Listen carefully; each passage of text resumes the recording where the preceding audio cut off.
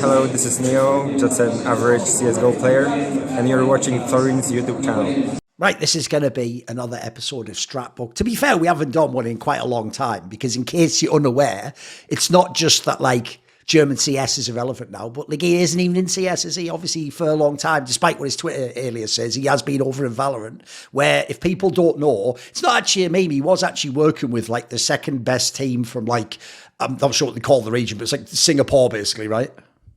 SEA, yes. Yes. So he's coaching over in Valorant, and that region's actually pretty good now. If people don't know, that Paper X team's the one that denied him the spot for the champions. And as you saw, they're actually pretty good. They could have won champions of Valorant, which obviously no one watching this show cares about, but whatever. It's all good. It's all good. I pretended for 4 seconds to care, Ligia.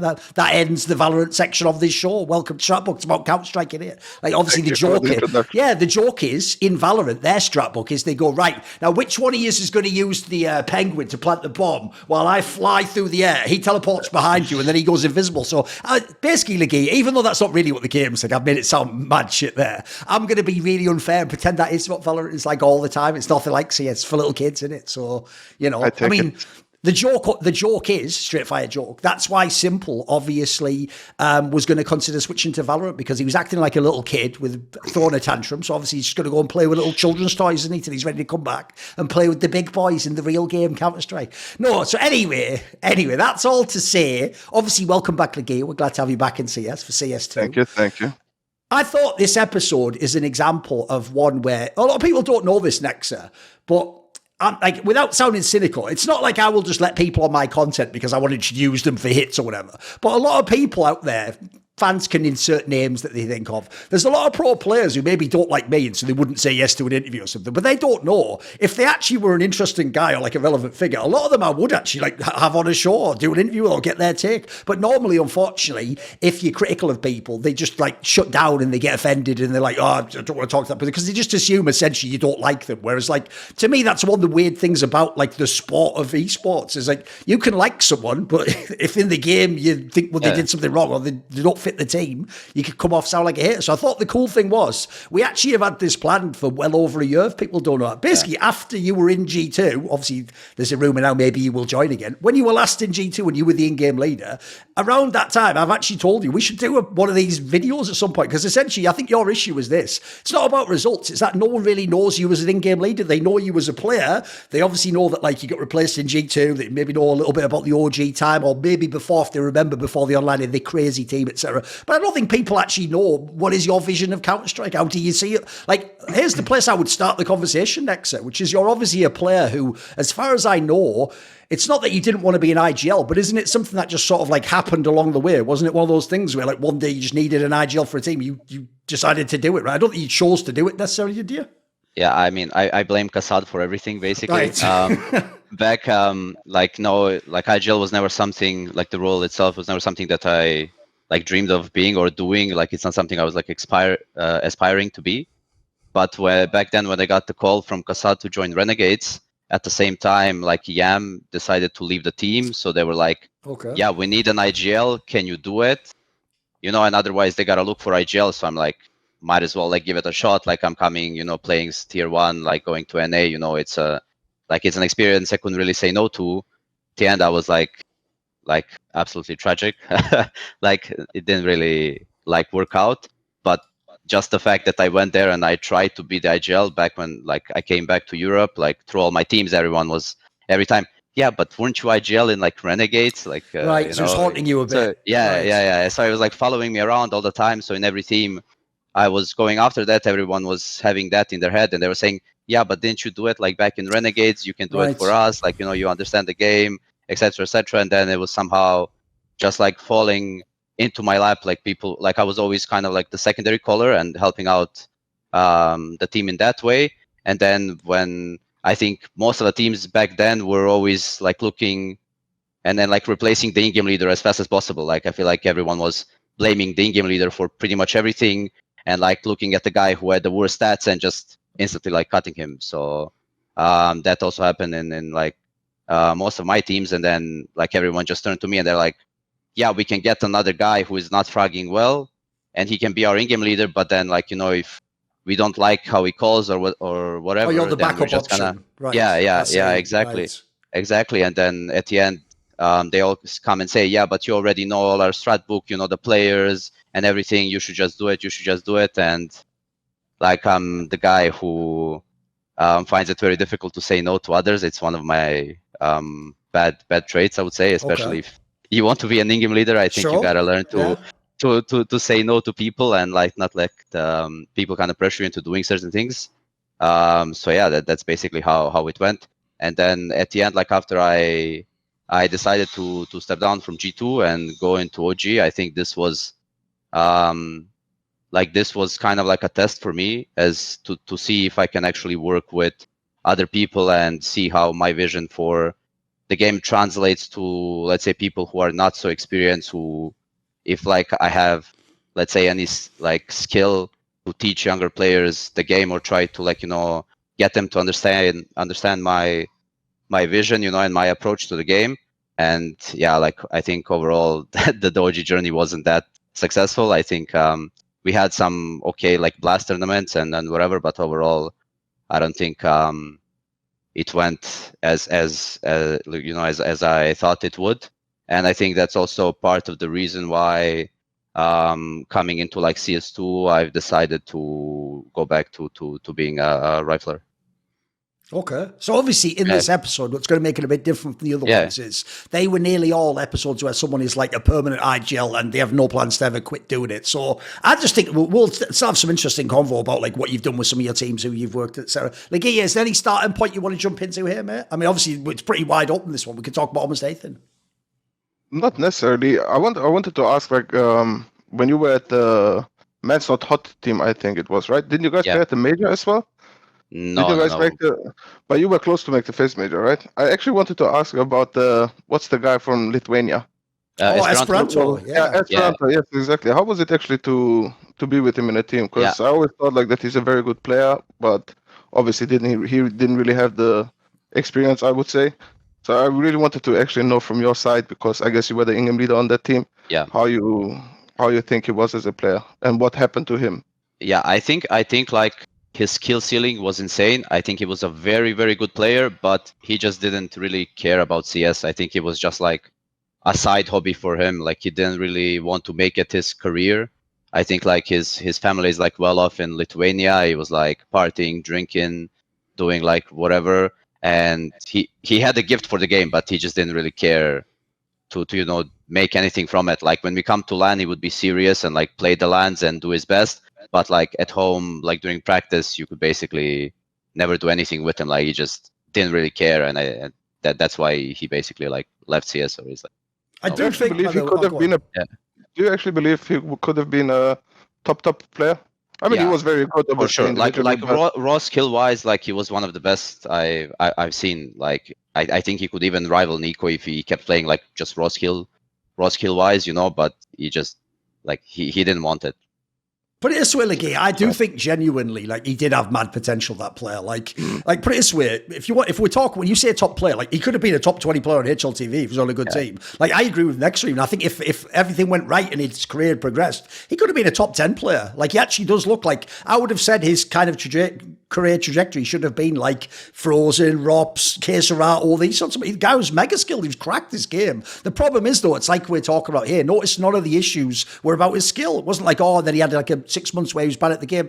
As far as I know from talking to people around, because I've asked about this player a lot, because he's a mystery to me, is it seems like it's a mixture of attitude and like Nexus says, like, did he actually care that much to like be the best at the game? Because that thing you just said there is one of the most frustrating things about being around pros, is when they're actually at the tournament, especially if it's like the major, everyone's super motivated. Everyone, second they lose, they're like, we're going to get them next time. Like, we're going to practice so hard. We're going to work on our perma battle. And then the joke is that's just because they're in the moment. They've got the energy now. They get the experience of the thrill. But when they go home, it's every day, isn't it? It's boring. You get up in the morning. It's the same day as any other day. You sit at your PC like you do every other day. You load up the game. And if you don't have something internal that's motivating you, that feeling from the majors, like, it evaporates. It'll be gone by the time you're 2 weeks home. And so we've all been at the events. We've heard a million of those stories and after parties of people like that. But what you end up just thinking is like, I'll see you at the next event if you did it or not, mate. Like at the next event, it might just turn out you never did anything in the meantime. You just played some Faceit games or something.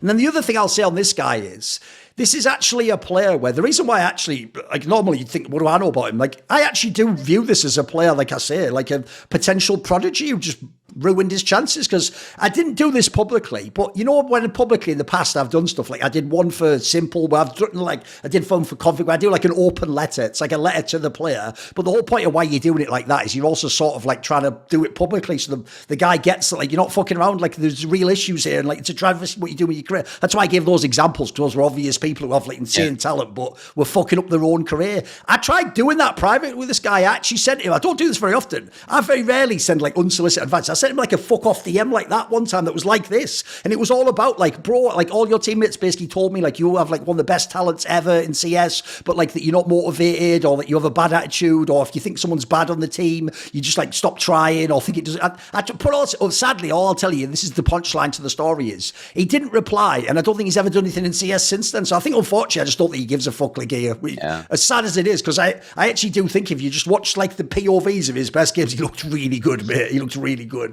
Yeah. Do you guys think if you would have had the chance to earlier play in a proper team, let's say I just throw names like G2 or whatever, some top international teams that were like in top 10, top 5, whatever, do you think it could have shifted his opinion on, okay, maybe I'll give it a shot? Or would it make him be more serious, you think, next year? Yes, was it like if he had proper teammates and a big team, would that make him kick in a gear, do you think? Yeah, I think if we went to a team where he would play more LAN than online in general, I think it could have like gave him more motivation. Because he was always like, okay, at LANs, as I said, like he was motivated, you know, wanted to win, like he was playing a lot, like FPL, whatever, like that match, like constantly playing. He was also a guy who was like finding his own like tricks and moves, like a lot of this, like, I don't know, smoke pushes and this like crazy things. You like, I don't know, when you're a pro and you see someone do this move and you say, you know, sorry for the language, but like, what the fuck is this like idiot doing or whatever? He's that guy. Like he's that guy all the time, like doing the thing you expect the least at the moment you like, you know, you get caught off guard. And I think if you actually had a chance to go to a tier 1 team sooner and maybe even work with like some type of psychologist to help him get through some of the issues that he had, where like as you mentioned that, it's like if someone's playing like shit, the guys then say, yeah, I don't want to play with him. Like I think we had a stint with Crystal after we removed Acilia. Yeah. So like I didn't want to IGL, and then we like brought in Crystal.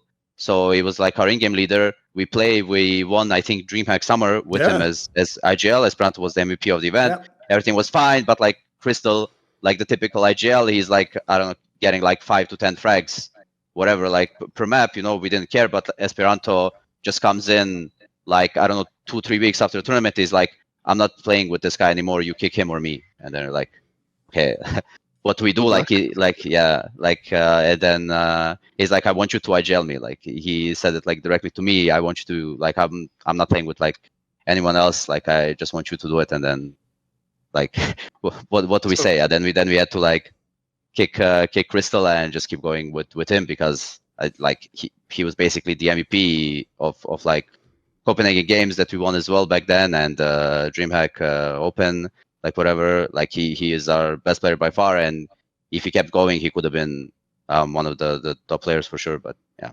The other thing I'd say to someone like that is it reminds me of this. I've said this to some of the players like Simple back in the day. I was like, your problem, bro, is you're trying to play a bloody 5v5 team game. Like, I used to have a mate like you as well. He was called Naniwa, but it was a 1v1 game, so he could be the biggest dickhead of all time and be toxic with everyone. But it's 1v1, so as long as he likes himself, he wins the game. Like, your problem here, this is something I've tried to, literally, I'm not joking, I've tried to explain to Simple years past. It was like, it's not actually even about anymore how good you are at the game, you idiot. It's like you don't actually make use of your teammates. In fact, if you're really harsh to them, you're making their game worse. Like, you're bringing them down. Like, if everyone remembers the one with Zeus and Edward in that team, like, they already knew they were fucking up in the rounds, but you could almost tell they were like, nah, fuck, and then it's Simple's fucking mad that I've just lost the 1v1. Yeah. Like, you could tell it was bringing the motivation even lower, mate. So, like, I don't think players like that know. It's not only do you have to get past that so you can communicate with people, but dude, if you ever go the other way, you could make those teammates feel so much fucking better. Like, imagine if you actually felt like a player like that was on your side all or like he doesn't expect you to do all the things he does. Like I think it has the opposite effect. Like I mean, I don't know if Simple's the best example because by the end of CS:GO he was on his old bullshit again. But there was a period in the middle where everything was going awesome, and he actually seemed like he fixed it, became a pretty good teammate. He was saying all the right things, wasn't he? So that's the other sad thing about players like that. They don't only fuck their whole career up. It's like I don't know if they know like they could have the craziest impact on their teammates. Like because I always think of this: if you play with a really amazing player. Like, the joke is you yourself get cocky in a way because you're just like, this guy's going to fucking win the rounds for me. What are you talking about? Like, if I have, like, Zipnix in a clutch or, like, fucking Kenny S in his prime, of course I think I'm going to win. Like, just sitting next to that guy, I think I'm going to win the game. Yeah, that's the effect you want to have, you know? Yeah, for sure. I had that with Nico, right? Like, especially during our, like, major run where we made it to the grand finals, right? Like, he's playing out of his mind, like, and I'm there just like watching him, like, do you want me to, like, I swing for you, like, come trade me, go in a clutch, like, do everything for you. Like, I can see the guys feeling the game, and I know he's gonna win the 1v2, he's gonna win the 1v3, he's gonna always do the right play, the right move. Is just on another level, and like, you know, I'll do anything for you. And I think Nico's also a really good teammate. Like, if I were to compare him to Simple in the regard that you said, I think Nico is like his expectations for his teammates are not that like they frag like him or like we shoot like him or whatever. It's just like we all have a job to do. He knows his job, and if we do our job, he's like lifting us up, and like he's always like being positive to everyone. He's coming and helping everyone, like, you know, figuring out stuff. If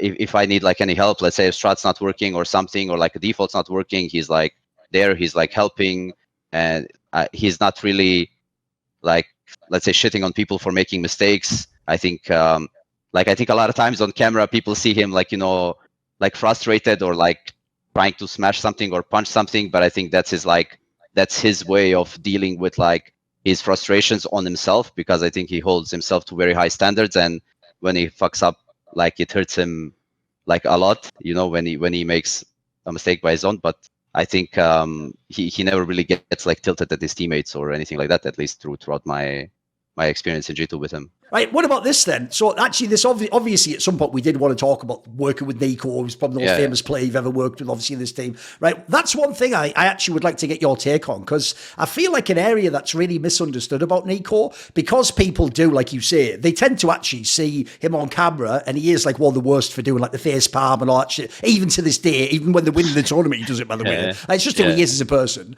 right? The problem is they see that and then they do think, oh, it's just like Simple when he was like being but the difference is Simple would, I mean, people have seen it when he played with NPL and fucking SDY. He'll just actually like say it out loud at the event, like you fucked up, or like his version of being subtle, if you remember in the interviews, or Simple would be like, well, some of our players just don't know what they're doing, and they'd be like the one NPL guy who was like the brand new guy, and the rest have all been and it's like, you're not really being subtle there, are you? Like, you may as well just said his name. But the difference is, Nexa, as far as I know, I've never heard any of Nico's teammates say he did that. Like, they actually all tell me the opposite. Like, maybe he gets frustrated like that, but that's actually purely just from wanting to win. Like, I've actually heard he's a very good teammate in the game. Like, I've never heard these stories of like telling, what are you doing? Like, I would have done it like this. Like, and as you say, of all the star players, maybe Z who fits this category now. People tell me good things about him, but I've heard of all the star players as well, Nexa. He's actually a guy who might do something like throw you a flash or peek a corner with you, whatever. He's not just like a super selfish guy like that. What would you say in that regard? Because I feel like, as you say, the outwards image maybe doesn't line up with that, and people think he's just some mad diva, right?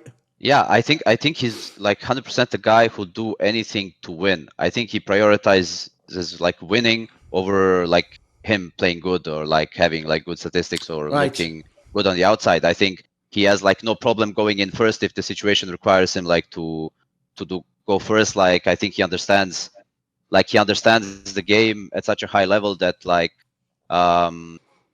no matter what scenario is, he understands like in this moment, does he need to go first? Does he need to be the support? Does he need to like trade, offer flash, whatever? Like, it like clicks in his head instantly, and he just like adapts so fast to the situation and always like does the perfect thing. And like he can even like overcall or like push someone to do the play because he's behind them and he has like a better overview. So like basically he can fill out any role like at any given time, and I think that's what makes him so special. Like, I've never played with a player with such a high level of like understanding and like, let's say, like brain processing speed, where he just like doesn't even take him a second. He instant knows what is like the let's say the best case scenario, like the most optimal play to do, and he has no problem with sacrificing himself or like switching positions.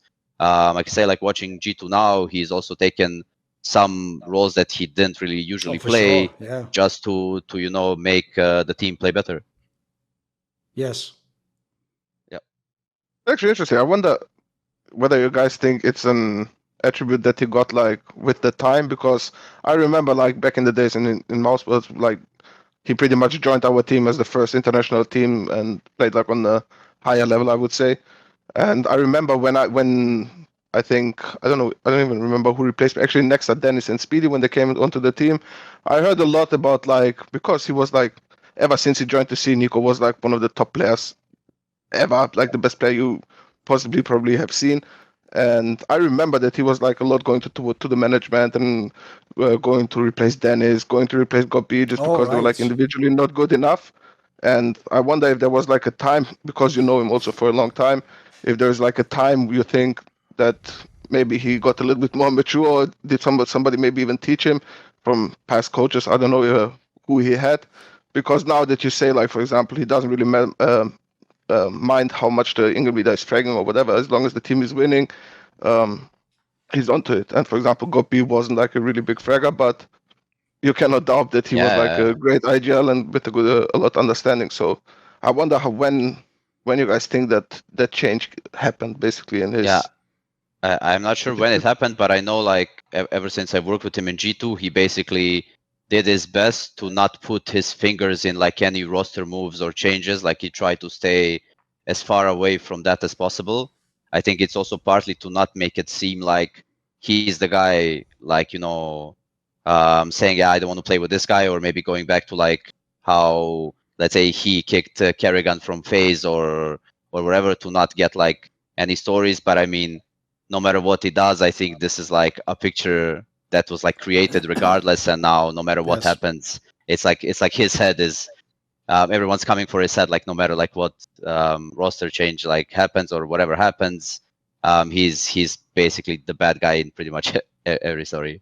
Funny thing is, I actually do think, like Nexus saying there, I actually think if I had to pick a point that happened again, I would say it was what happened with the way FaZe gradually broke up. I actually think essentially he's almost like got fucking PTSD from everyone blaming him for the idea that Carrigan got kicked, because obviously everyone knows Carrigan himself is like an all-time talent. It was going to be relevant again. So the problem you have is exactly what happened to him. If G2 then, well, it was a FaZe at the time, if your team doesn't win and then his team does win, the idiot fan's just going to go, well, you were wrong and he was right. It's like that. Even though I've always said, I always thought that was a really unfair one, because I actually also think that getting kicked out of FaZe is what changed who Carrigan is, that made him such a way better IGL now. And now he calls Mega in the clutch and doesn't seem to worry about choking and working with big. I actually think, if anything, it's one of those ones where it's like it had to happen that way. It's like it was the right move for everyone. But basically, I do know, especially from Yanko and some of the things he himself has said, I know he's not happy with the fact that people think he kicked Carrigan and that he was behind all those moves. So as far as I know, he like almost goes too far out of his way the other way now to never seem like he's at all. Even though that's actually, here's what's funny, that's the area I would now critique him, which is like, as long as it's within reason and he's not being a dickhead, I would want you as the best player on the team to have input in these things. Like, actually, look, don't go and like I was saying, like as a diva, just get someone cocked, they had a bad game. But if you really think a teammate of yours isn't good enough and that's why you can't win the major or whatever, yeah, I would want you as Nico, if I'm the owner, to come to me and tell me, like, I don't think this can work with this guy, or can we upgrade? You don't even have to make it about a player. We need better ARPing or a different coaches, whatever the angle is. There's ways to say it. Like, I actually would say, if you're Nico, as Nexus says, you're going to get the blame anyway. So I would just say, do it in a legit way. But you actually should sometimes have input. Same with Simple and Na'Vi. I would want him to have some say in who's in the team or not. Like, I want him to be happy. I want him to play awesome CS, don't I? What do you think, Lagia? Because obviously I get why you bring it up, because if people don't know, this was very softly said outside of the German scene. But that was a mutiny when Godby got kicked from Now Spots the first time. And like you're saying, they basically only did it because he wasn't fragging well. Like, so I know that, I'm sure you've thought about that over the years with Nico when you heard these stories, right? Lagia, like, did he do it in these teams or whatever? What do you think on this topic? Oh, I know that it was like that he wanted Godby out just because his individual skill wasn't as high. But I also, in Gob's defense, I have to say that when Nico joined the team, Gob was also kind of new still to CSGO. Maybe he had played it for like a year, maybe. Yes. So maybe his level was really too low and Nico like didn't really see too fast improvements or maybe really didn't see it working out with him. And so yeah, but I know he did it also with Dennis and Speedy, as I remember. Maybe Speedy not, but Dennis, I know that it happened. So yeah. Oh, it wasn't wrong every time then. It's hard to say, yeah. Probably not, yeah. You know what? A Carrigan one, I'll give you a thumbs down for that one. The Speedy one, you know what? Some people, you can't all play with everyone, Ligia. Someone has to get kicked. Yeah, I guess. But I think that even Speedy back in his mouse time was actually doing better. He was all right at times, actually. Yeah, Dennis was usually the worst one, I think. True. Well, but if you're a player like Nico, with his of the caliber that Nico is, your expectations are way higher than Mouse had delivered back then with the roster they had. So, and I think in the end it worked out for him, I guess. Yeah. Like, I think they did good roster adjustments. Also, I think that Chris J, he knew that Chris J was he was always like the second call line, putting like a lot of work into the game. So he knew that Chris J could eventually like take over the role of as an Ingham leader, and yeah.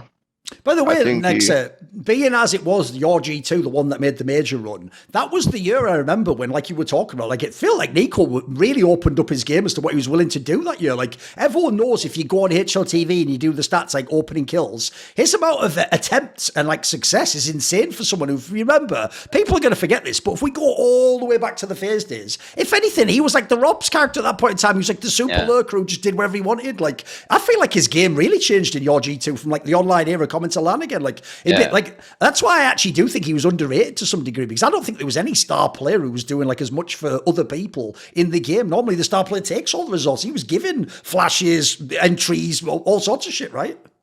Yeah, I mean, I think excluding Simple and Zaivu, since they're like oppers, I think he was by far the most efficient rifler that there is like during this period. I think I can say that me and Malik did a really good job with giving Nico like the tools that he needs, and obviously like giving him the tools doesn't make him play insane. It's on him, right? Like he did all of that, and he deserves all the credit. Can you go into some of that though? Like, what sort of things do you do to make Nico comfortable or put him in his position? I think basically what I do, like in general with all the players, is like I have two options. It's like I want map control. Like I tell them I want this area. I want it before a certain like timeline, before the clock hits 110, 120, whatever. And then you either make like the tools, or like I tell you can use 2 smokes, you can use 1 flash, you can use 1 Molotov. So I tell you what you can spend to get this, and I tell you can make it work by yourself, how you feel most comfortable. And if you don't know how to do it, then I or like the coach do it for you. And Nico basically just said, I got this, So like we gave him like all the tools, everything he needs. He knew like his limitations. He knew where I didn't want him to overstep, where like how far I wanted him to go. And he played, let's say it's like a box I gave him to play in, but he like, went to every corner with like perfect precision. Right. Like he did like everything in like always the best possible way. So at the end, like I just gave him the space and some tools, and he's the one who did the heavy lifting, let's say. Sure. How coachable is a player like Nico? I think he doesn't really require any coaching. I think as long as he knows what you expect from him and what you need from him, he just does it. Like no question asked. Like if I were to ask him or to tell him, like I need you to clutch, I need you to close our rounds, then he would just do it. Like no question asked. He would be like our closer, our clutcher. But in like when I was watching him when we were practicing, I don't know, he could like crouch slow peek into an opera and just delete him from the server. Like always seemed like a waste to not use him in this way.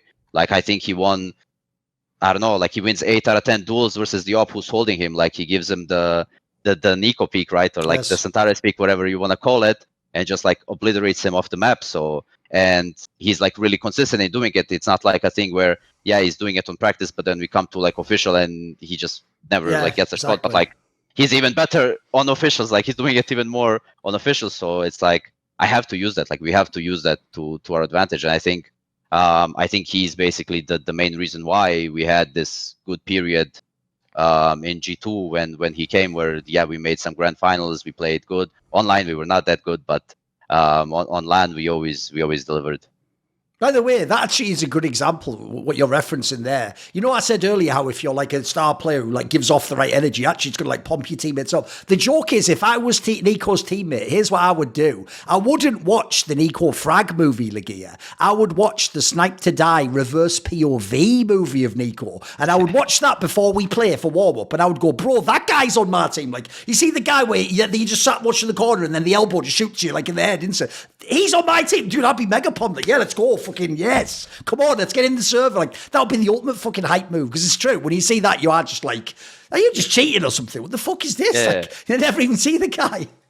Yeah, there's actually a round where we did this after a game. We played Nuke and Nico was like contacting down secret. So you go secret and there's like pixel line where you hold the smoke. And then when you spot the guy, you throw the smoke. And Nico is like crouch peeking. He one-taps this guy and we see the guy on camera. He's like, he's like shocked. He didn't even know like this was possible. Sure. And we're like all laughing, and it's like always creating like good vibes in like the prac room. We're like, yeah, it's insane. Like,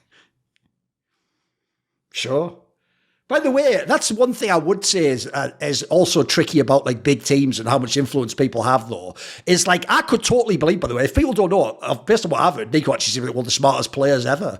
I could totally believe he doesn't need much coaching. The question is, obviously, maybe his teammates do, though. That's another thing that makes it tricky to be the star player and try to have input. Is like maybe the game's set up for you one way, but maybe this guy needs help. Like, I'll give you a great example. Way back in the day when they were on top, if you remember, when TSM were the Danes, it was Astralis and them, and they used to choke, and then Fnatic were like the super clutch ones who used to just win every tournament. There was a famous line that Olaf Meister said that was like a really witty comment where, because at the time people were just exploring, like getting sports psychologists, he said some line where it was like, oh, we don't need a sports psychologist because we don't choke, which sounds cool, right? Like at the time, because they were winning, it sounds like some baller line. But even though I know he only meant that like half jokingly, the problem is, though, he is wrong. Like, the point is, maybe you didn't, Olaf Meister. You were amazing at the time, but for all we know, maybe like, I don't know, Pronax or the worst player, maybe they did, maybe they were struggling, maybe they did need like something a little bit extra in that regard, because that's one thing that's kind of a bit weird about this is like I say, if Nico's so uncoachable or like kicks all the teammates,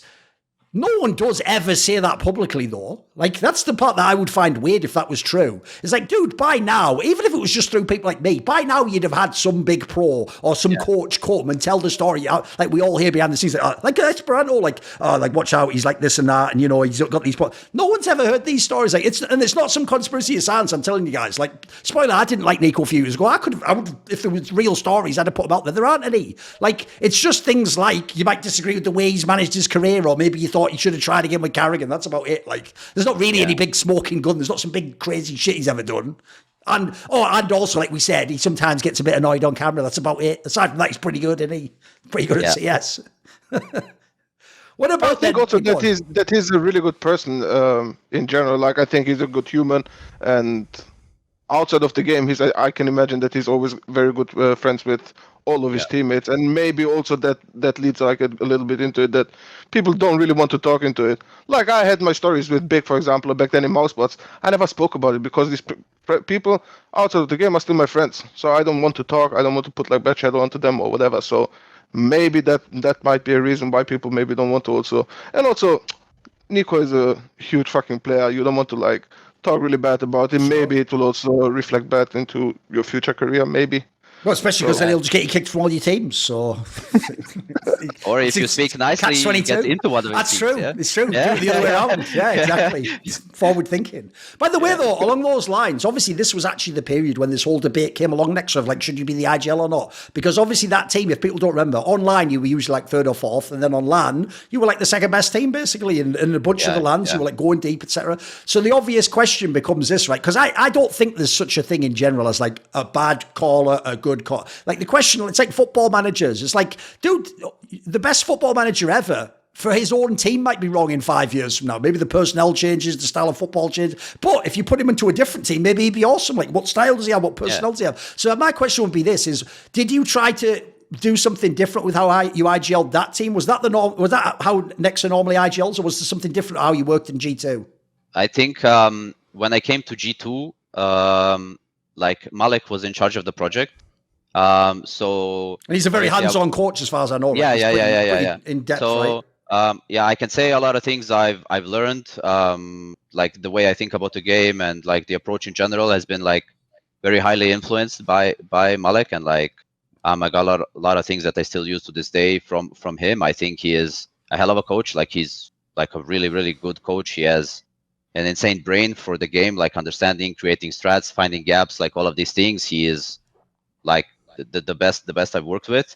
I think we just had like some problems on like the human side between like not just with me, but like with other players as well.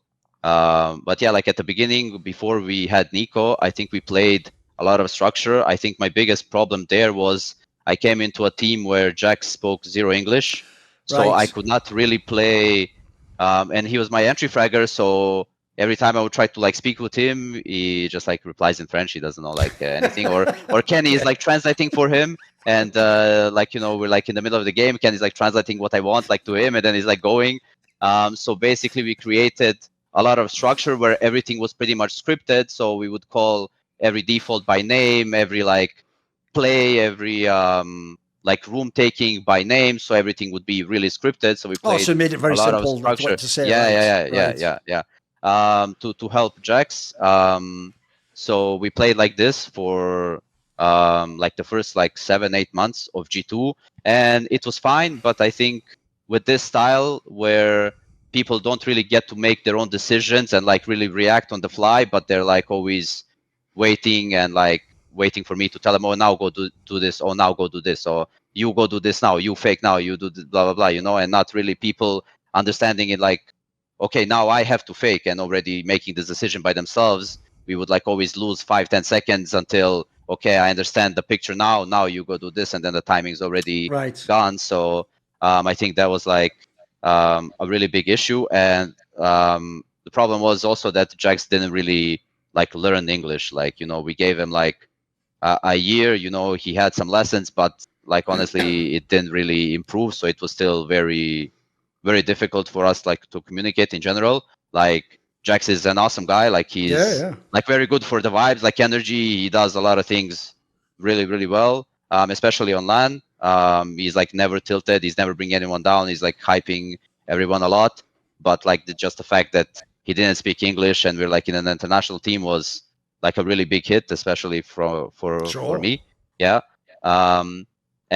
So yeah, back then it was like a lot of things were scripted, and then we decided to bring in Nico. So when we brought Nico, like I don't really have, let's say, like a set style that I really love to call, but I will like try to use my players, the players that I have, to like play to their strengths, let's say. Like I don't think, basically what you just said, I don't think there is like one specific style that works for every single team. I think it just has to be like the right combination of people working together if you want to create like the best team that you can. So I think with Nico, we went a lot more to the loose side, where like the way I envisioned the game, like I cannot have, let's say, more than two playmakers in the same team. So I would give like freedom to Nico and Hunter, and they would have like freedom to do the moves, the calls, like even to overcall me at some point if they hear some steps or have some really precise info. But they would basically be the playmaker, while the other three would be, let's say, soldiers who would have more like support scripted roles to help the others succeed in like their jobs in map control, in clutching, and like executes, whatever.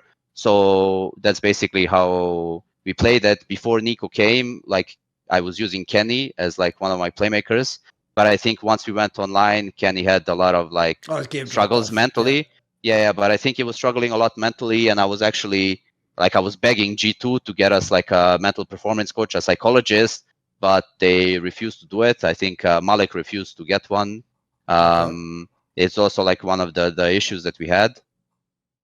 So yeah, like Kenny it's like one of my biggest regret is actually not standing up to like Malek and actually like, telling him to right. I see what you mean. Because if people aren't thinking about it, one thing people forget about that lineup is a lot of people forget that there was overlap between Kenny S and Nico. Like if you could have gotten Kenny S back really good, dude, that lineup would have been fire. Yeah. Kenny S obviously had to get phased out, didn't he? Like it was like only a few months, wasn't it? Yeah.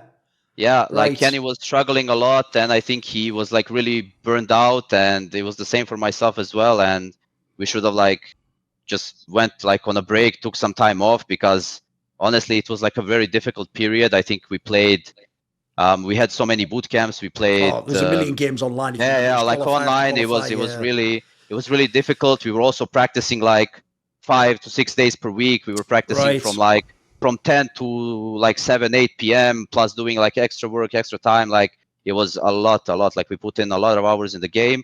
And yeah, like back then, I think like if it was just about grinding the game, it would have been fine. But I think like the biggest issue we had is like since Malek and like the management was like in charge, I feel like responsible for not standing up to them, because I knew that like some of the things were done like wrong, and like I should have been the one like as the in-game leader there to actually stand up and say that like we're not doing things right, we're not going in the right direction. Basically, we try to make Kenny into device. So like every time like we rewatch his games, we watch device games. Yeah, Kenny, you need to play like this. Kenny, you need to play like this. You need to do this. You look how device is playing. You need to play passive, play reaction, play smart. But that's just not Kenny. Yes, that's not Kenny. Kenny is the guy who feels the game. He goes for the play because he feels it, and he just takes over. And the more we were trying to force him into being something that he's not, the worse he was feeling, the less will he had to play the game, because he didn't really feel like he could play the way he wanted to play the game itself. And then he went like into burnout, and then it was just like downhill from that point. And I think like during that period, something similar happened to me, where like, you know, Astralis was undisputedly #1 team back then, like winning absolutely everything. They were even good when the online era started. So Malek was all the time telling me, yeah, you need to be more like Glaive. You need to be like Glaive. Watch what Glaive is doing. Watch how Glaive is calling. Try to understand why Glaive is calling this, why he's calling that. And they were also telling me, yeah, like Shocks and Smiths, they were doing it like this. They were doing it like this.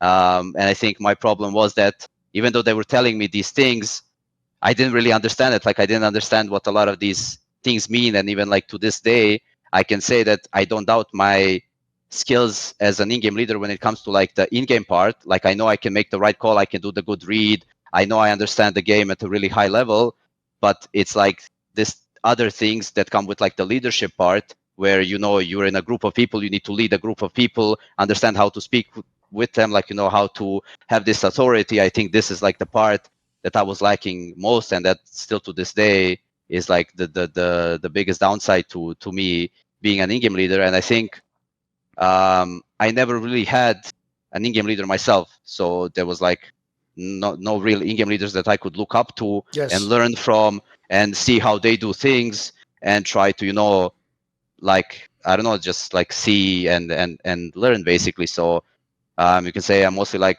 self-taught, and it's not that great. I do know some things, but like leading a group of people is like, it's still like, I don't know, my personality itself is like, I'm kind of like introverted.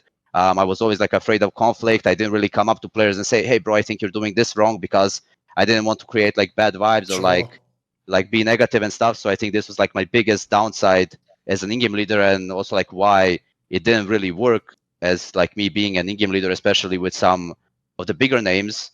But I think people never really had anything against me like calling, like or like understanding the game, and like no one really complained ever about this. It was just this like leadership part of it, which is like, let's be fair, it's a really huge part. It's a big part, yeah. Yeah, it's a huge part, and that's the part I could never really get down, you know. And now, as I said, I want to be a player, and hopefully I get to play under like someone else as an in-game leader, and actually see if like things are, basically see how others do things and try to learn from it. And then maybe like somewhere like along the line, like down the road, I go back to the role once I'm more experienced in it. Right, there's a lot there. Like, first of all, one thing that does crack me up is that story you told me it said about Jax, because I'm just thinking now, like, remember, right, in that scenario, think about if you're a fan, that means Nexa would call something, and then Jax would be like, d'accord, and then Kenny S would have to be like, come see, and then he says, like, it's like, they're fucking, first of all, it's 15 seconds off the clock now, and then secondly, all the fans watching don't know we're doing this. They're just judging my call, thinking I'm shit calling, the fuck, like, so that's already a bit of a nightmare, it sounds like, right there. And then also, if people don't know, what you're saying makes perfect sense, though, because in the modern day, like, the famous French players, this is the difference. The famous ones, obviously, have been to a million after parties and had girlfriends that they spoke to in English. Jax's problem is, because he was older and he didn't come to the scene until actually around the time you were going to the big lands, like the 2019 era. Because of that, he never really got the chance to. Like, when I would go to, like, after an event in the hotel, he was one of the French ones who, even if you were in their group, he would just talk to the other French person. You know what I mean? Like, he wouldn't, like, go out of his way to try and, like, talk to people and be out. So I can tell you it's a mixture of he was a bit introverted and he just, English wasn't his thing. So it makes perfect sense that would be the issue. And then the other thing is, I thought you made a very shrewd point, though, where you actually said that you yourself had never had a proper IGL. To me, I actually think the analogy here is like the concept of having a father, which is if someone out there, by the way, like if I saw someone's life and I was like, oh, he's not a very good father, is he? He doesn't, like, give love to his children or instruct. But if I found out he never had a dad himself, suddenly, actually, maybe he's doing a good job. Or what is it? Maybe he never had an example to copy. Maybe he's figured some things out. Maybe he's doing a better job than his non-existent dad did. So I would say the same thing for IGL. Like, I've made this point before, but a lot of people miss it. Dude, almost every all-time great IGL themselves was under another all-time great IGL. Like he knows this. Dude, there is no Carrigan and Tapson if fucking God B doesn't exist. Like, Carrigan probably wouldn't even try being an IGL if he didn't play with God B. If people don't know, people like Glaive played themselves under people like Fetish, people like that back in the day, and then MSL was under Glaive. Like, mate, it's like there's a chain for real. And the best case, like I say, is you just have an example to look at yourself. So then you get a sense of, right, this is how you lead, this is how you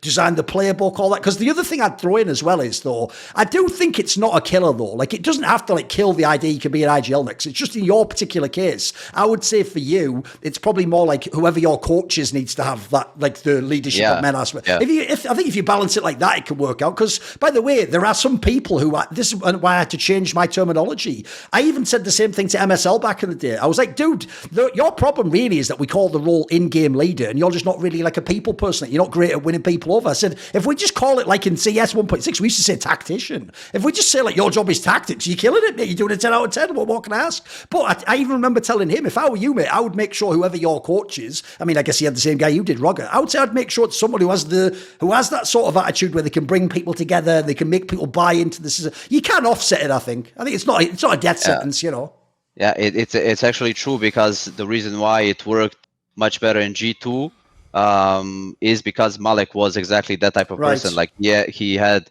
really great like leadership qualities. He knew how to behave and speak to a group. He was also really good at holding everyone accountable and like, really like being this like tough guy, being on everyone's back, making sure we're doing the things that we don't really like to do. Whereas like in OG, like Ruga, he's kind of like me. Like, he is like nice to everyone. Like, we're both like nice, like friends with everyone, and there was like no real authority in the team, and I tried to force myself to do it, and it was like the period where I was doing it for a couple of months, and then I had to go on a break because my mental was absolutely broken, because I was like really feeling bad.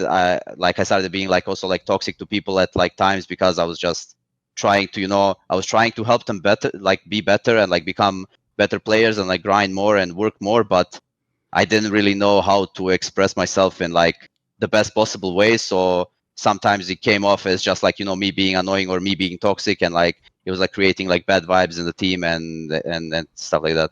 Sure. Yeah.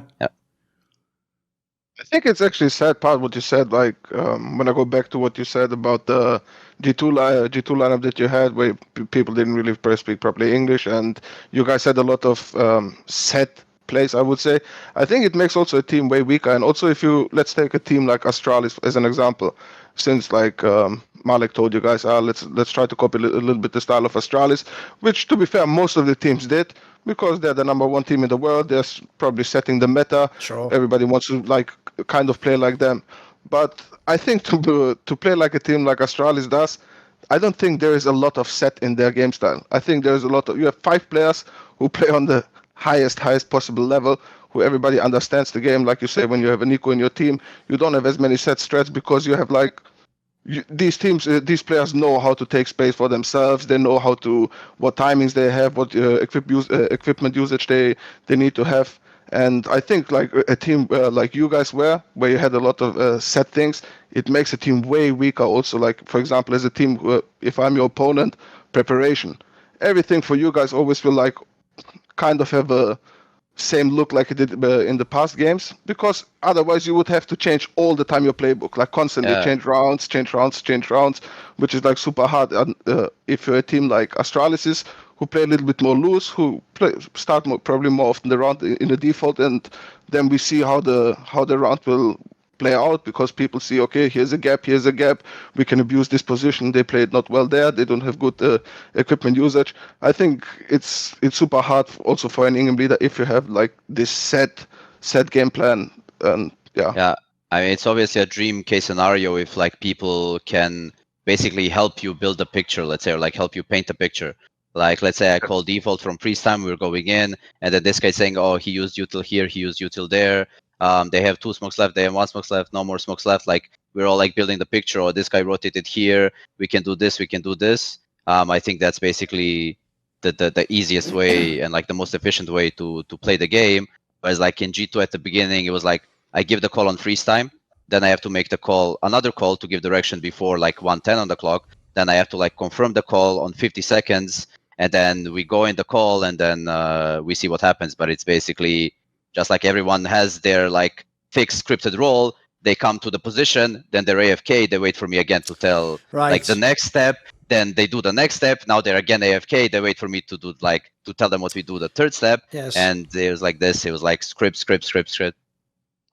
Yeah, the problem, if you notice, there's a major problem in Counter-Strike, even at the pro level, which is even players tend to be like this. They either think it should be more like an FPL game and it's like a democracy, everyone gets to say what they want to do, which the problem with that is that would be awesome if everyone in the team's really smart and knows what they're doing. But there's certain players where we all know, I'm sure we've all done IGL and coach stuff in our career, we all know there's certain players you don't want taking decisions. You actually want this guy really to just look at his crosshair and go around the corner. And in fact, sometimes I don't even want you to know what we're doing over here. Don't worry about that. That'll just confuse things for you. You just run around that corner and get that shot on that guy holding that smoke out. There's not only people like that, but then the other thing is, dude, a lot of players themselves make a straw man the other way, that like you're saying, they want you like to literally be the dictator and do every single move and micro. It's like, bro, we're not like, there was a comment recently I thought was very telling. You might like this, Legia, where the mouse team now that's actually really good, that player from Hungary, Torji, who's their AWPer, he made a comment which now actually makes sense, but it made him look really bad, I thought, which is when he was on the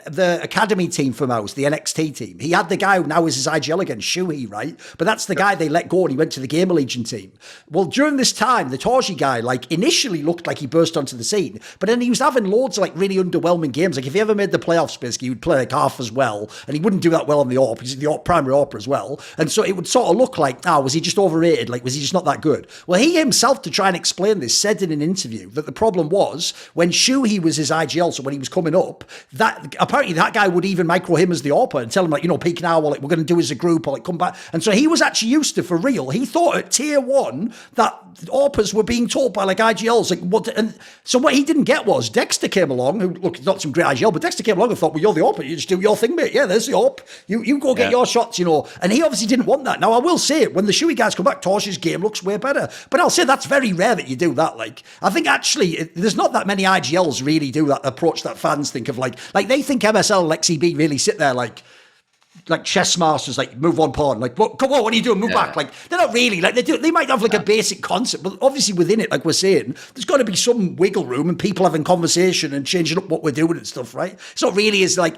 I think that there's almost no one like that old school style left in that sense. There's not many people do that now. Yeah, I can say I had the exact same thing with Rogali, where now he like joined OG and I played with him a couple of months, and he basically really needs to be told what to do. I think like his like old IGL, like Bird from Sky, was basically feeding him, like spoon feeding him every play, like every move, everything. And now like he came to like OG, and he's just like sitting there and waiting for someone to tell him what to do, where to go, where to peek, where to rotate. Like, he's like so stuck, he cannot make a decision on his own without like someone giving him a little push. And like, I don't think there's anything bad with micromanaging. I just think it's like very unsustainable. Yes. If you really want to be like the best team in the world, I think there's no chance you can make it with like micromanaging players. I think like all 5 of your players need to be capable and like able to make their own decision like at any given time, and like, you know, understand the map, understand what's happening, like paint the picture and make the decisions for themselves. Otherwise, I just don't see it like working out really if you want to be the best team. Do you think a skill like that is coachable, or is it kind of from somebody himself understanding and like just having the feeling of the game, kind of? Like, for example, I had many players that I like, especially now in Valorant, because I'm coaching like in a SCA region, not much experience from those players, and I feel like it's like sometimes running against the wall whenever I sit down with them and like rewatch VODs for hours and hours. I don't know if it's like something people just genetically should have in their like feeling as a gamer, I would say, or is that like maybe I'm doing a wrong job? I don't know. But I feel like it's hard to teach these things. I think like Nico, for example, whenever he joined Mousepots back then, you already know this guy is holy fuck what game sense he already has without like being ever on a like good team. I would say he played in iNation, which was okay-ish, but never like really a top level. And you understood like directly this guy, holy fuck, he has a game like feeling for this game. It's like very, very few people have. So I wonder if you think like if Regal is like somebody you can teach it still to him, or it's like I think it is teachable, but I feel like the problem is when you play in like tier 2 or tier 3 and you actually come and it's like your first team and then you start getting micromanaged a lot, you just get used to it and you create habits where you just like your mindset is getting micromanaged, and so you're like not used to making your own decisions and thinking for yourself. But you give like anyone enough time, I think they can like, let's say, snap out of like that sort of thinking and actually start playing and the game and thinking for themselves. I'll give you this analogy, Legia. The reason I think it is doable, I'll give the analogy of like, you know, I mean, I know like CS only now got like League where there's people care about the ranking. Like obviously no one really cared about Global Elite, but you know, in games like Dota and League of Legends, people do care about the rank or the elo or whatever, right? In those games, obviously famously, people for ego reasons pay for boosting services, don't they? You pay someone to put you like 2 ranks up, just so you can show your friends like, look, I'm in like whatever, like elo, or like I'm in fucking gold or something, right? The problem with doing that obviously is it's only a short-term gain, isn't it? Because if you then actually play at that level, you're going to be terrible because you weren't good enough to get there. So I would say that's the analogy I would give Legia. I think the problem these guys have is if they really did have someone sort of hold their hand as they came through tier 2, maybe they can do it, but they sort of have to go back and prove they can do it to me, you know. The issue is if someone holds your hand to this point and then says at tier 1, especially by the way, if you were like an AWP, it would be even more crazy. If someone tells you then like, yeah, just go ahead, figure it out. So you're going to get eaten alive. Because, by the way, this actually helps me look back to something I want to ask about, which is, as well as Jax, the other player I always thought was slightly problematic in your G2 was obviously Amanek. Because the problem is this, right? I always used to feel so bad having to critique him. Because if people don't know, I actually really like this player. Like, I like his game as well. The problem he has is, though, he's one of those players that made me make that rule about tier 1 AWPers, which is, I think, tier 1 primary AWPer is the biggest mismatch on the server at pro level. Because the problem is, as you saw in that team, Amanek could do the job. Like, if you ask him to play just against the top 30, he's going to do his job fine. He'll even have some games actually where he looks good and he'll win a bunch of rounds. The problem is, though, every time you go to a semi-final of a LAN or a final, you know on the other side of the server it's going to be ZywOo, Simple. They're like just killers at that role. And the problem then becomes that gun is binary. You either kill him or you don't usually. It's not like a rifle. Like, Nico is going to do 89 damage every time, whether he gets the kill or not. Like, the problem people like Amanek had is they could just get eaten up like that. Or they just knew they couldn't peak certain angles anymore. Like, you just can't peak certain angles against Simple if you're Amanek, right? It changes the game a bit. Yeah, I think he did a good job getting put in a role that's not really his like natural one. Like, he was never the main AWPer, and I think he did the best he could, and I think he did a good job.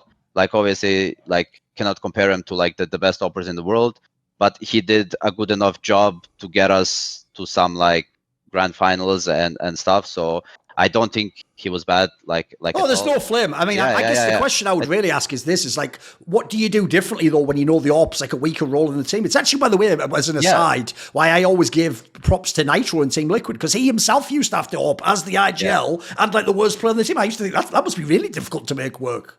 Yeah. I think the main thing you do is you basically make him a support op. So he's Right.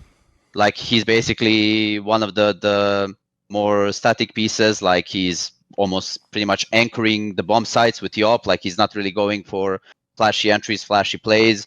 We use them as a turret. On T side, he's throwing like a lot of support flashes and stuff. I think the best part about him is that like on T side, he didn't even have to buy the op so much. You just give him a Mac 10 and he's like entering for us. Like Okay. he was insane jumping around with Mac 10. So yeah, I mean, you just use them as like more of a supportive piece, and you try to do the best as you can. Like we all understood that like once Kenny had to go from the lineup, that yeah, like we could have picked up someone else, like another opper, but we knew that Amanek was like secondary opping, and like he knew the entire playbook, he knew everything like about the team, he knew everyone, and we gave it a shot, and it was good enough for us to be competitive against pretty much every team except Navi. Yeah, like we did our best at the time, but obviously we knew like at the end of what was it, 2021, when I left G2, obviously we knew that like the biggest reason why we couldn't lift any trophies or titles was that we were missing an opper. Like the team wanted me to stay as an in-game leader once we replaced Malek. By the way, did that make you feel a bit salty that like, because think about it, right? They didn't just replace you with Lexi B. They then gave him fucking Monacy. It's like, I'd be like, can I ever go first? Like, if I'm shooting Monacy, then you kick me. Like, he's like, pretty good, guys. He's pretty fucking good player. Yeah. Like but I knew that they were planning on getting Monacy there, but I still decided not to stay in the team. I think like once they decided to bring like Extas as the coach. And I think then like the management scheduled like an interview, like short interview. We were at like some Blast tournament. I'm not sure which one it was. Okay. Like it was like in Copenhagen, and then like we met in a hotel room. So I was like talking with Remy, like Extas. And by the way, the dreaded hotel room. If people don't know if you're a pro, there's only two ways it goes in a hotel room. You're either called into one and it's just like the coach and the manager. That's like, it's over. You're fired already. Or the worst one is where you don't know that there's a meeting going on in a hotel room, which means you're also the player kicked. Like the other four are in the hotel. Because if people don't know, you have to be in the scene to know. But those are like two classic things. It's like the old joke about the group chat. You know, if you just say like, if you're the person who's like, I'm not in like a group chat with all of the people. It's like, yeah, they're all in a separate one without you. That means that's like the joke in it, you know. Yeah. So I was talking with like Remy, and he wanted to work with me as the IGL, and we wanted that's Extas for people don't know. Extas, sorry, but then he told me like he already spoke to Hunter and Nico, and they gave like their opinions on the team and stuff and etc. And then like at that point it made me realize that basically my opinion as like the in-game leader on the team is like ranked third or fourth. I'm basically at the bottom. So I felt like, okay, like even if I stay, I can be the in-game leader, but at that point I'm just basically a puppet to to like play how they want me to play, and like, you know, call what they want me to call, and like basically do the things in their way. So I took what little I had left of my self-respect, and I decided to not to leave the team basically. So at the end it was my decision. Like they wanted to play the next season with me, and all right. So in theory, if you'd have, well, at least at this point in the discussion, it could have been just Extas and potentially Monacy. Right? Yeah. So that was like their proposed plan, but I decided to leave. I think it was also like I knew that I didn't really like have the respect from the guys in the team, and I can circle back to like the end of 2020, right before we signed Nico. I was having like really a lot of problems with burnout, so I asked G2 to give me a break, like 1 month, and then like have the winter break and come back next year fully like refreshed. We had like some Blast group stage tournament, whatever. It was online. Didn't think it was relevant, but then Malek and the management told me that, yeah, we're signing Nico. We cannot let you like take a break now because it's gonna look bad on us. Like we don't know what we're doing, and it's gonna make it look like, yeah, Nico's coming over, he's taking over as IGL again, he's gonna kick Nexa, blah blah blah, it's gonna look really bad. So they kind of made a compromise where they said, okay, like you stay as a player, we're not gonna tell anyone on the outside, but Amanek is gonna like do the in-game leader role on like 3 maps, and I'm gonna do on 3 maps to kind of release some load from me during like this period. But honestly, it didn't really help me. Like I was still feeling like shit and stuff from like the burnout. But anyway, like we were playing and like I was half leading, like Amanek was half leading, like, you know, from map to map. And I think like Nico joined the team and like he already sees like his in-game leader is not calling half the maps. It's like already problems and stuff. So didn't establish it properly, right? Yeah. So it was like already kind of fucked from the beginning, let's say. And then like when I felt like ready after the summer break, I felt ready to start IGLing again. And actually the first tournament where I was like completely IGLing on all the maps was the online one in Pro League where we went like 0-5. We didn't like beat anyone, so it didn't go that well. But it's like a fucking Steve Carell movie or something. How could it get worse? I know. Yeah. But then but then things started looking up. We started playing well. We did great in Cologne. We made it to the grand finals. Major grand finals. I can say because I see rumors flying around that like Amanek was calling at the time. No, like just to clear it out, like it was all me. Like I was doing all of the calling on all the maps and everything. So we were going like we were trending upwards and like it was looking good, but we could just not beat Navi. Like I think we were really good. I used all the tools that I had to like the best, like, you know, to like, you know, I optimized it the best I could, but like Navi was just unbeatable. Like they were just on another level. I mean, they literally only lost one series ever. Yeah. So like I don't know, we made grand finals of Katowice, lost to Navi, grand finals of Cologne, lost to Navi, grand finals of Major, lost to Navi. So unfortunately they were just unbeatable at the time. Like I think if we actually won one of those tournaments, like things would have looked way better for us, but because we kept finishing second, like we were always looking to change and stuff and like looking for like some other ways to improve. But I feel like we could have even stayed with Amanek as an opper and waited for Navi's downfall, and we could have won some tournament. By the way, was it ever, because I can't remember if this was just something people speculated or if it was actually said in an interview, wasn't it implied at some point in time another thing they considered was like maybe Hunter became IGL? Am I making that up? Wasn't that something No, not with me in the team. Fair maybe enough. Like after, I know that... Would you actually think that could work though? Could he be an IGL, do you think? No, I don't think so. I think he is smart enough, like technically he could do it, but I think it would take too much from his game. I think he is a very key piece to the G2 lineup. I think he works as like, I like to say like engine to the team where like, you know, he keeps the wheel turning. Like if it's just like, let's say your in-game leader and your in-game leader is the only one who talks on theory, the only one who brings stuff, who has new ideas, I don't know, like who fixes stuff, it's very hard. But Hunter is basically another guy who is like, yeah, he'll make sure his bomb site's ready. He'll bring you a strat or two, like pocket strat, whatever. He'll like come to other players and like fix everything, like ask them if they need any help. I don't know, work through some stuff with them. So he's a very good, he's a very good co-captain to have. Even like the captain in general, I don't think in-game leader and captain have to be like mutually exclusive. I think two separate people can be like the in-game leader of the team, and there could be like another guy who is the captain or like the role model of the team. I think that's very possible. I think Hunter fits this, let's say, captain role really, really well. But I think him being an IGL would like take too much out of his game. And I honestly, I know him, he would not enjoy doing it. Because I think a good point you make there is like because the reason I ask is if you just look like how he plays in the team, and especially how he plays in like 2vx situation, he seems like he has a very strong like cerebral understanding of the game. So I could imagine he's capable of doing it. But you're right, obviously you have to have like the desire to do it, and crucially, it wouldn't make him as good a player. Like I know he's going to post a 1.2 rating if he's the IGL as well.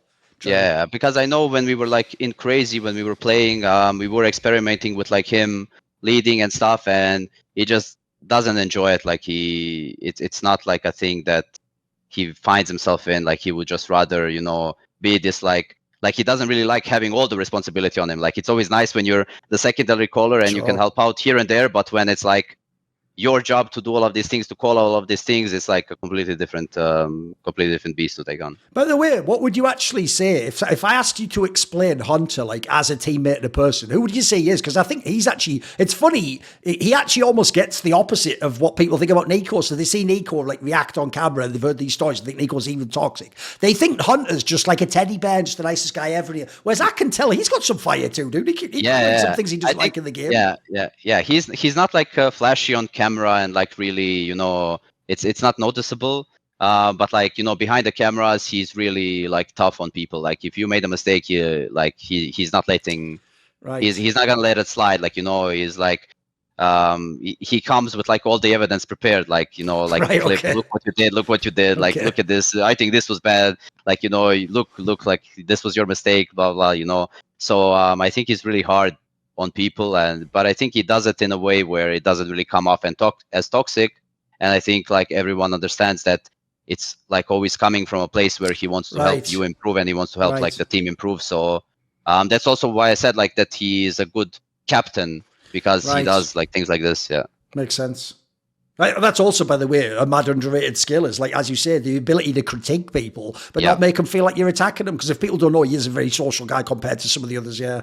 Fair play.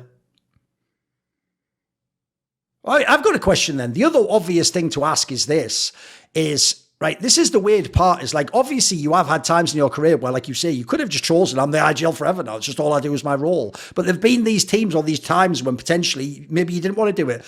Was it ever on the table that you could have, like, because I even said at the time, I didn't say you had to be kicked from G2. I was like, why can't they just get another IGL and have him just play the game? Like, was that ever on the table, do you think, for you to just bring another rifler and then bring an IGL in? Yeah. Like it was when I was discussing with Techstars, I told them like, I will not stay here as IGL because I don't really see the point. Like I'm just basically a puppet. Like my word has no authority. Like I cannot really overstep over like Nico or Hunter or like even Extas for that matter. So I was basically like second to last in like the importance ranking back there, and like for an in-game leader, I don't think that's how it should look like. So I said like I can offer you my services as like a player. I can stay on. I think I can fill the role I played my whole life as like the anchor, the support, the lurker, whatever, right? And it was actually a role that they needed. But I think Remy, Extas, he basically said what he said, like in an interview a couple of months later, that he thought there would be too many voices in the team if I stayed, Nico stayed, Hunter stayed, and Alexi stayed, which is fair point. I don't blame him for thinking that, like completely understandable decision at the end, but yes, like if like there was a possibility that I could have just stayed on in G2 as a rifle back then, and we just get like Alexi and m0NESY, and like that could have been the lineup. Oh, the other thing I would just briefly ask is this, because to me, the other third option, which also seems like an obvious one to bring up, is if I were you at this point in your career, unless you really just want to make that your whole career, why not just be the secondary caller? It feels like that's, like you say, the beauty of being the secondary caller is if you actually aren't sure what to do, you don't have to talk. But if you have a good input, whatever, perfect. That's exactly. Actually ideal. I think actually a lot of people who've now tried being IGL, who were the secondary callers, Cold Zeros, Alus of the world, I can tell you some of them will just openly admit, actually, I should have just stuck with that role. Like that was like the sweet spot for me, whereas it was too much. Like you say, when you're the IGL, you have to call every now and then, mate. Like you're never allowed to be the guy like, well, I don't know what we do, guys. You have to have something. Yeah, like definitely at that point, I could have just chosen to. I was thinking about it a lot, whether I should continue IGLing or just permanently just go back to secondary calling and like just being a rifler. And I think if I could have stayed in G2 back then, I would have done it 100%. But then during like the transfer window, I didn't really have so many like offers or options to choose from, and the OG one was just like pretty simple 1-for-1 swap, and like the lineup at like the very initial There's lineup some good players there, well, it was not like it was not bad, like in my opinion, and I wanted to see if I could actually make it work with like without Malek, without Nico, without like having like all these, let's say, great tools, and see if like like what I myself am capable of without the help of others. So I went to try an OG, and yeah, like that's basically where I learned that I'm not ready yet to be like, I cannot really consider myself one of the top in-game leaders. But it's also where I confirmed to myself that like the issue is not that like I'm not tactically smart enough, that I don't know like how to call or like play the game or etc. That it was just like I'm not really good at leading a group of people, and like I don't really exhibit a lot of leadership traits, and that's basically the main problem. And like spending this like year and a half playing for OG has helped me basically realize that, and kind of made me always like it's made me switch to being just a rifler, and hopefully I get to play under like someone who is already a good IGL, and like get to learn some of these things. So I'll restrain myself from the obvious jokes out there. Insert like, oh well, maybe in another year. Like, whatever. You can't. It's all right. We're not going to do it. Here's the thing: he's only just potentially joining the team, guys. We can't fuck it up for him before he gets in. Lagia, though, I have a more abstract question for you, which is, what do you think about this topic? Because I don't know how much you've been checking in with the big guys, but they've just tried this themselves, where tabseN stopped being the IGL briefly. They let this Sin guy do it for a while, but then I think it only lasted, no joke, like a few weeks or a month, and then they swapped right back again. Because the problem that you always have in that situation when someone gives up being IGL is like the other person, like we said at the beginning of the talk, you can't really just do it for like 3 months. If you do it, you have to sort of really plan. Like, if this works, I'm going to do it for 3 years. I'm going to try. Because I always think that's the role where, like, it's just the role that it's. Whereas, like, some star players wouldn't gain anything extra from like 3 more hours of DM. I feel like there's very rare scenarios where 3 more hours of watching demos and thinking about strategy wouldn't help you. Like, it's actually probably the best role, I think, to just invest all your effort and your life into. But you got to do it for real, right? What do you think on this topic? Because I know in big, it's like obviously it was GodB, then tabseN himself had to learn it. They tried swapping that role off. What do you think about having people who either like do it temporarily or like for example, do you think you can learn Lagia to be a GodB level IGL? Is it possible? And I think that the game of the understanding of the game, I think tabseN is maybe even smarter than GodB, I would say, in some sense. Okay. Just because he has the feeling of like, because he was our entry back then, and a lot of our calls were based on his decision making. Right. Okay, guys, this is the gap. Now I can go there. So I think that tabseN has like very, very high understanding of the game, and I don't understand why they would ever change him being or Sin taking over as an in-game leader. First of all, I think that the academy team of Big had pretty good success, I would say, for the players that they have. For sure. And I mean, obviously they played tier 2, tier 3 Sim, whatever it is. But I think that also the players that they picked up, Krimbo and Sin, they were also really the best players on the team, and Sin was leading the team also. But it's such a huge difference. Also, first of all, you have to understand when you lead a team of players on your level, it's a completely different than when you have to go another step and then all of a sudden you have to meet the tabseN, Seoson, Kito, whatever. It's like people who basically played on the highest level. First of all, it's super huge pressure on you as a player or as an in-game leader, which not many people with 19 or 20 years old can handle, to be honest. And also on top of that, these guys have like probably 8, 9, 10 years more experience than you have. So there's a lot of things that you will not know that these guys have. So I never really understood the concept of them trying Sin to be an in-game leader, and I would have always just kept tabseN. Also because I really believe that he's one of the smartest player out there is. On top of that, he's also a very good fragger, even when he was leading. I think he got a little bit more inconsistent, I have to say that, but I think he caught a little bit up on that as well. But I think also it was a very rough period for him with the team that he had. I don't think he was that happy also with the performances that they delivered. So that's why I'm assuming they also made these changes. And I think that if you have an in-game leader like tabseN, who both GodB and the organization or the management knows that he's very smart, I think when you go with the project to have like these academy players on your team, I think you should just stick with him as an in-game leader and make them go through the same process that he went with GodB or myself, let's say. Like, teach these players for the future of German CS. Like, let them learn from the best how it's done. So yeah, I think like Sin, for example, he could be the leader like whenever Thompson retires in 4, 5, 6 years, however long he's gonna play. I don't know, but I think they should have chosen this path. It's super hard to when you're not that experienced to lead a team and like try to actually become like a top 10 team. Where I have to give, for example, a super huge credit to Sihu or Suhi or whatever it is. Oh, Shuhi, yeah. You pronounce Shuhi, whatever you pronounce his name. But yeah, I think also for him it's the team that he has. He doesn't have like these super big names except for like Frozen. He has like the teams that he was kind of used to play with the same caliber, and I think also they respect him all a lot. For Tapsna, I know that I had a lot of talks with him. He got frustrated when things didn't work out, and he saw like the difference in him leading the team with Sin leading the team. Yes.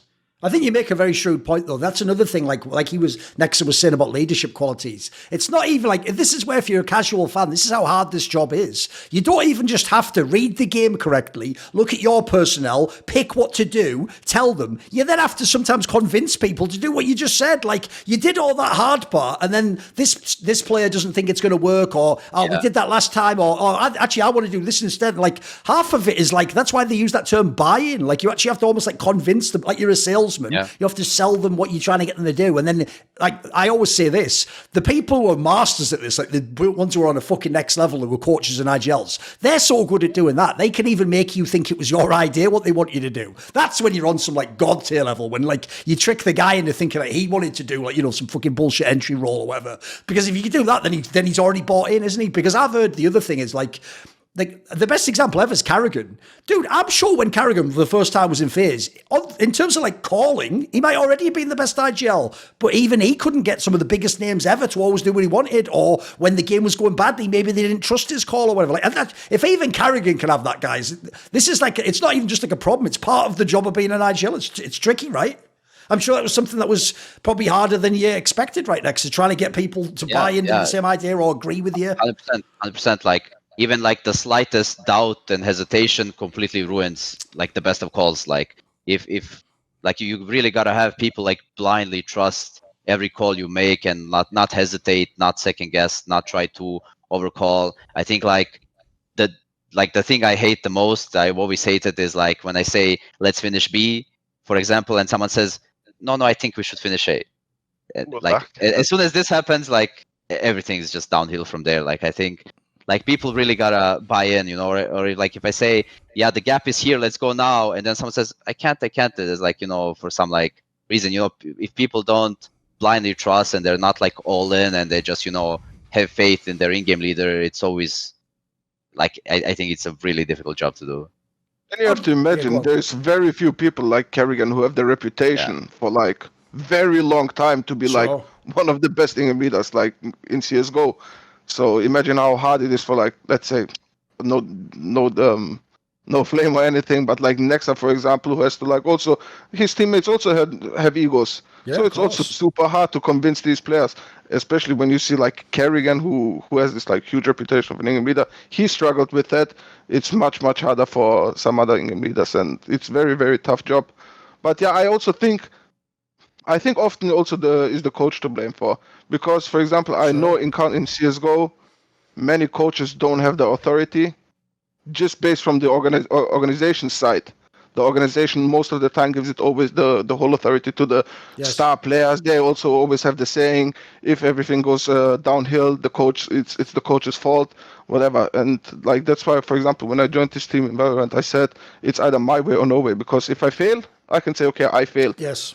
And I don't give my players the right to ever disagree with my in-game leader or to be like anything negative about him whilst we're in the game. What happens outside of the game, we talk openly about it. We go through everything that went wrong or they think went wrong, and we have a discussion about it. That's fine. But during the game, I think the coach has also the responsibility to make the players or give the players this attitude towards an in-game leader. By the way, next, And I actually do think, but I have never heard you explain that way about what happened with G2 and that you could have stayed or whatever, or potentially it was on the table still. I actually think in that sense, even though every fan listening is going to go, what a stupid move, we should stay. I think you were right, dude, and for exactly what Legia just said. If you'd have stayed, but now you have even less power to call, and then if, let's say in this scenario, you just don't win tournaments, that you come like 7th place. I would have been the next. Even people like me, anyway, I can't know what's going on, so I would have to be like, the IGL's terrible, he's firing. Like, it would actually tank your rep way worth, in my opinion, I think you made the right move there, mate. Yeah. What about, let me think. Oh, I have a player that we can't end the episode without asking this. Yeah. Right.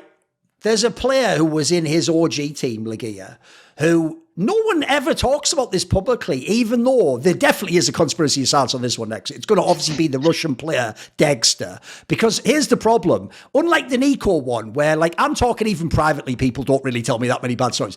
Privately, there are loads of fucking bad stories about Dexter. It's just publicly none of them come out for some reason. So I want to ask you, in your team was where I actually think we've seen the most extreme example, because when I looked at him like at the major, dude, he's cracked. He looks so insanely good. But there's a reason why, even though in these rumors, like he's in some of the rumors to join teams, but he never ends up joining these teams. You notice he's just sat there, not playing. So is there some degree to which, does he have a bit of Esperanto in him? Has he had some sort, is he a bit spicy as a player? What's going on? Because there's clearly something that no one will explain publicly that's holding this guy back. Because when I look with my eyes, he looks really good, mate.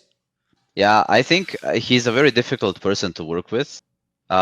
He definitely has like the skill, but I think he wants everything done his way, and he's taking a lot of space from everyone in the team all the time. But let's say he's like ungrateful to get even like all of the space that he gets. He still like wants more. He's like always blaming others for like all the mistakes and stuff. So I would say he has a really big ego, and I think it's fine if you have a really big ego and if you have like numbers and like stats to back it up that really come like, and you're actually helping the team win.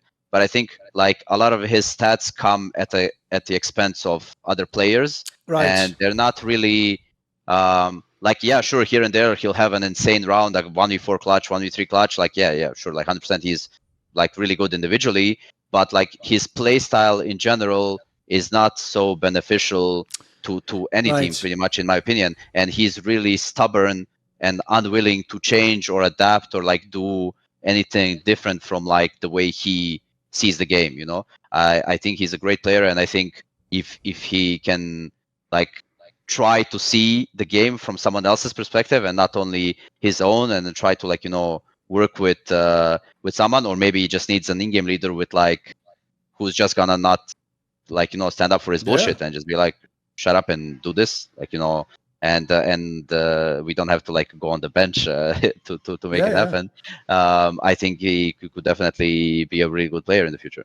Because the reason I reference him, like, since we talked about Esperanto at the beginning, is hopefully it's not too late for this guy. Like, there's still time, potentially. If the stories improve and he gets on a team and doesn't have any more follow, like, this is another player where if you just watch the games, like, he's just so insanely good. But the problem is, this, if too many people tell a similar story that you're hard to work with, A, it's probably true, and B, those do spread out in the community. Like, I don't know if he knows this, but if I've heard it, loads of other teams will have heard the same thing. And that will hold you back for sure in your career. Yeah. Playing at the Sweden major, I remember. Holy shit. With Team Spirit. It was so good. Oh, it's mega, yeah. It was so good. But now, that's why now he's trying to find the organization with the Asian team. He actually plays in an Asian team with Bentet. Oh, right. Yeah, I forgot about that. True. Yeah.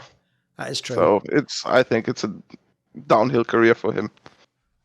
And the obvious joke is, I think I've already played with him before. What do you mean? Russian on the mic tells me drop AVP, goes B while we go A. We all die. He's left 1v4. He kills 3 people and saves the AWP. I think I played with you, mate. You were in my matchmaking game every game for the last 10 years, weren't you, Dexter? Fucking hell. By the way, that's one thing that actually, you won't believe this, but I'll tell this story here just because like the statute of limitations have passed. No one's going to get upset.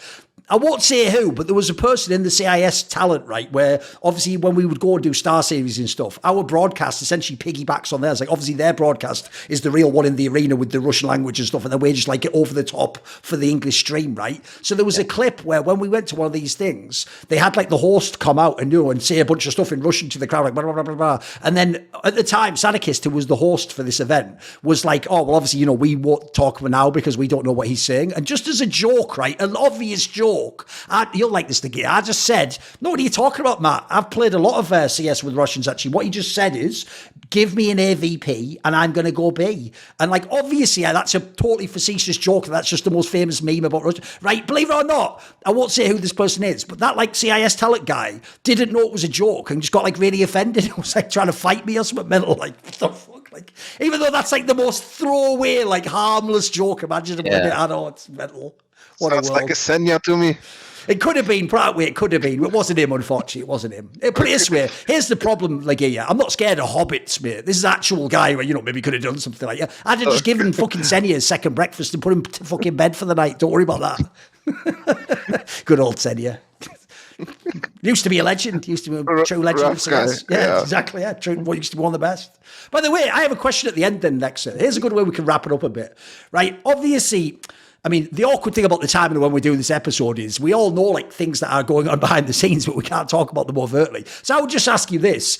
Is the door closed to Arena IGL? Like in the future, is it something you might explore again? Or for example, later in your career, would you want to pivot to this potentially? Yeah, I think definitely if I can find some examples of like how other people approach it, like how they behave and pick up some things. And I think just in general with age, you grow, like more comfortable, let's say, with like confrontation and talking to people in general and like approaching like, difficult subjects and stuff. So the door is not closed, 100%. But right now, the only thing I'm thinking of is like shutting my mouth and shooting people. Okay. Well said. Well said. I may not have the most supporters in the world, but the ones I do have are straight fire. And they include Matt Pugnaccio Rakula, Frisky, Ahmed Haju, Toucan, Tobias Bernasconi, Animosity, Tosh, Jensen Gore, and it always is a special thanks going out to Jerky's Minion. Do you want to suggest a topic or a guest for my show? Do you want to see things I say on my Discord, little piece of straight fire I drop in the Patreon only channels, stories I tell people in the other ones? Do you want to ask a question in my monthly AMA? Do you want teasers? Find out who the next guests are for Reflections interviews? Maybe you want to be one of those people who takes part in the long form discussion with me where we talk about whatever's on your mind in esports. Well, if any of those or more sound interesting, why not support me, put your money where your mouth is, and join the Scrolluminati today via the Patreon link in the description box below.